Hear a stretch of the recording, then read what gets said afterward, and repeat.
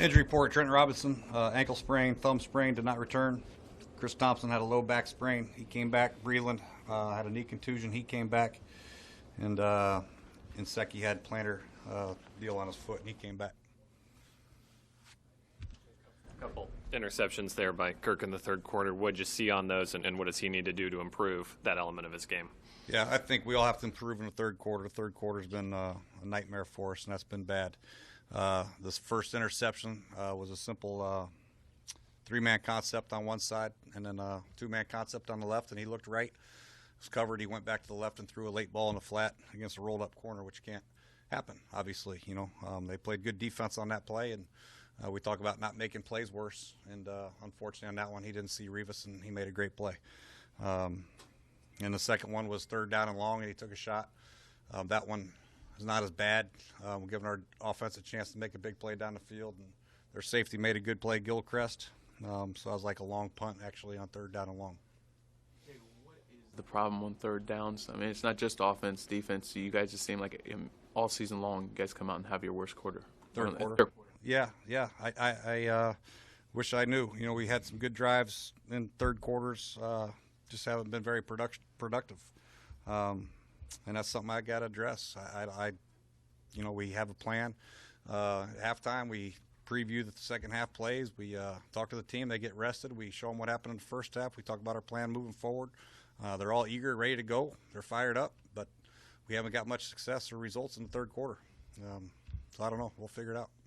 Obviously, you were missing a lot of key guys today, but with a couple more turnovers, throwing behind some guys, how much longer can you live with the multiple turnovers, interceptions per game? Yeah, we'll have to look at the film, but I like to see what happens when we get our full cast of characters back. But there's some opportunities there for Kirk to make some plays, and I think he missed some throws. He threw an interception that obviously was a tough throw. But we have spent a lot of time, invested a lot of time this season in Kirk, and we'd like to see the film and before we move forward with any kind of crazy decisions. But we stand behind Kirk and see what happens next week against Tampa. Coach, they say that the idea is to win the turnover battle. The first half, you did that, 13 points off turnovers. And how disappointing is it that you couldn't take advantage of that in the second half? Yeah, you're right. We had a good first half. They had a lot of yards on offense. Ivory hit a couple runs, and Fitz threw some good balls, and Brandon had some good plays. But we got 3 turnovers. I think it was 2 or 3, and we're able to have the lead at halftime. Everybody felt pretty good.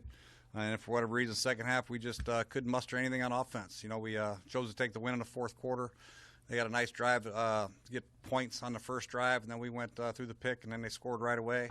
We went through and out, 3 and out, and they scored right away, and the momentum was theirs the rest of the game. So, just a terrible start to the third quarter. We couldn't overcome it. The talk is there's been a lot of talk that Kirk has moved past the bad interception, so to speak, the better decision making. Is it frustrating when you see a play like the one on the Rivas interception still pop up? Yeah, every once in a while. I mean, that was a tough play. It was tough. He looked to the right side initially, and they clamped it down. It was just a basic stick route on with our number 2 and number 3 receiver, and I think they both were covered, or he couldn't see him, one or the other. I'll check the film out, and he came back late. That's tough, but he's not the only quarterback in history that's made a poor decision or a poor throw, and he won't be the last time he does it. He's a young quarterback, and he'll learn from it, and we all will.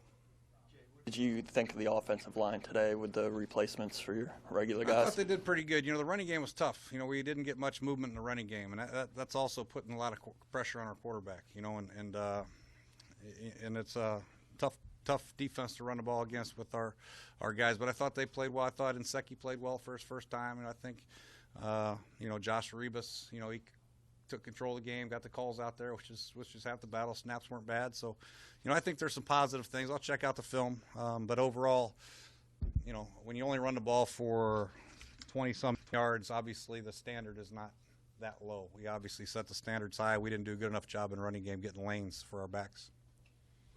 Those missing pieces, you guys were missing a lot today. How much of that exactly do you attribute to today's loss?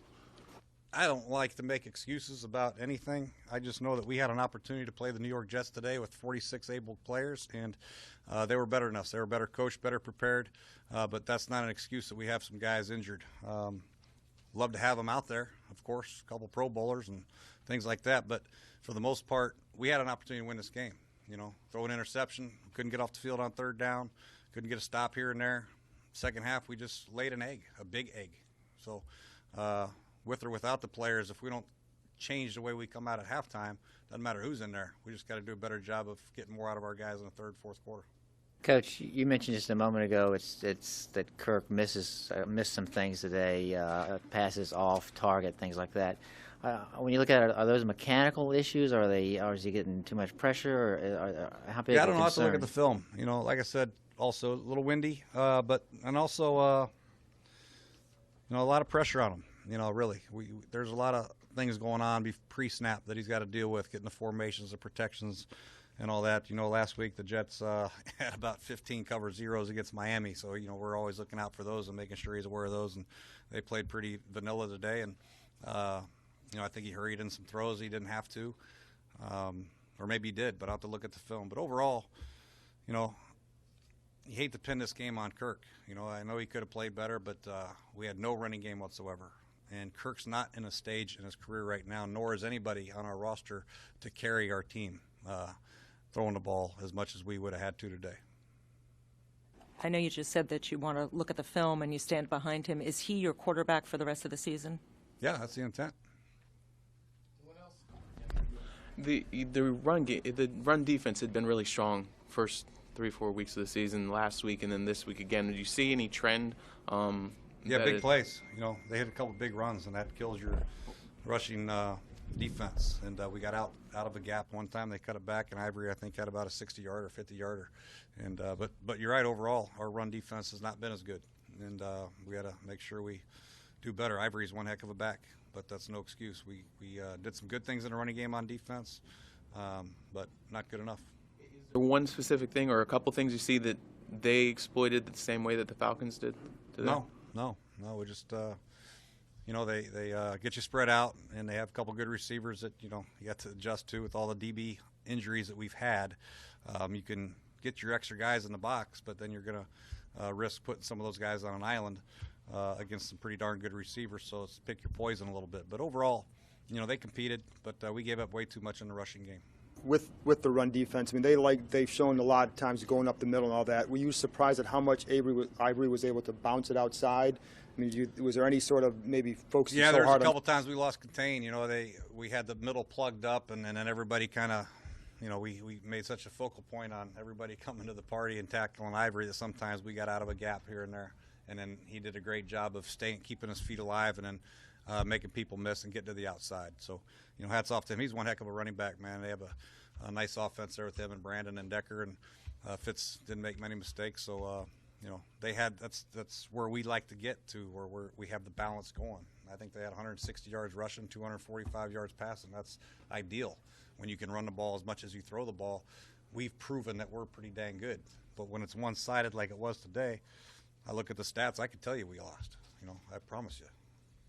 Got to ask you about Breland's play. I mean, defensively. Yeah. He's good, man. He's a tough guy, competitor. He had some injuries he's dealing with.